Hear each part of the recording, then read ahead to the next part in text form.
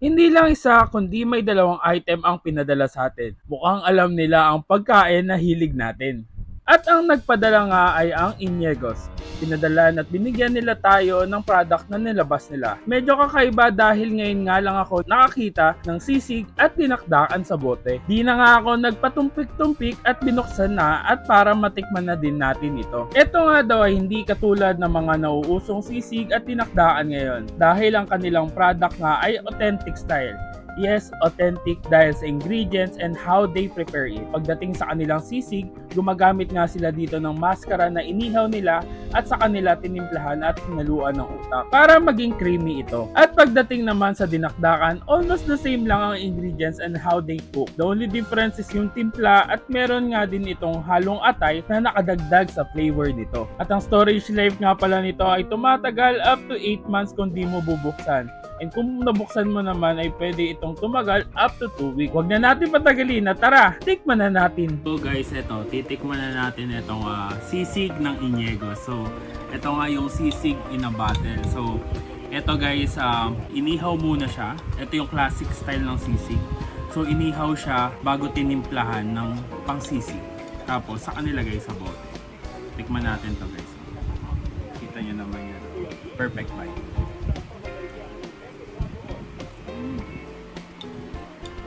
Sarap.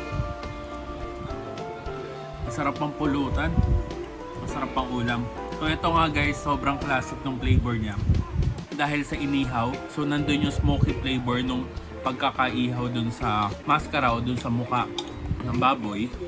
And then yung timpla niya, saktong-sakto lang. Hindi siya nakakaumay. Kahit alam natin na medyo mataba yung muka, hindi siya nakakaumay. Saktong-sakto lang. Pero eto guys, medyo spicy or medyo maanghang lang siya.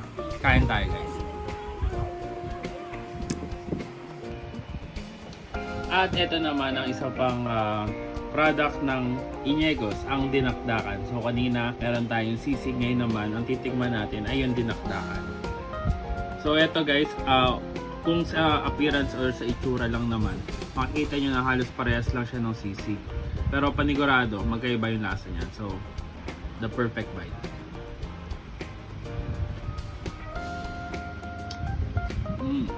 So tama nga ako guys, medyo magkaiba nga or magkaiba talaga yung lasa ng sisig at saka dinakdakan. So etong dinakdakan guys, isang classic flavor din yung ginawa ng Inyegos kasi parehas lang sila ng sisig, meron siyang maskara na inihaw. Pero ito, nakadagdag dito ng flavor is yung atay na nakahalo. Tsaka syempre, iba yung timpla ng dinakdakan kumpara sa sisig. So eto guys, must try. Dinakdakan ng Inyegos. Solid din tong pampulutan at saka pangulam. Nandun rin yung sipa ng anghang. Perfect na perfect to. Ito guys, hindi nyo na kailangang lutuin. Ready to eat na to. Pagbukas nyo, kainin nyo na.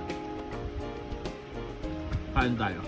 Oh, natakam ka ba? Gusto mo din bang mag-ulam o magpulutan ng sisig o ng dinakdakan na may authentic flavor? Tara! Order na! And here's how to order. Their product is available sa Shopee where I would include the link on the comment section or you can also PM their page. Oh, ano pang iniintay nyo? Order na! Salamat sa panonood at kita-kit sa susunod namin na dadayuhin kung saan may masarap, mura at kakaibang kainan. For Dayo Invites, collabs, and sponsors, PM our page and follow us for more videos. And don't forget to eat, ride, and grind. Let's go!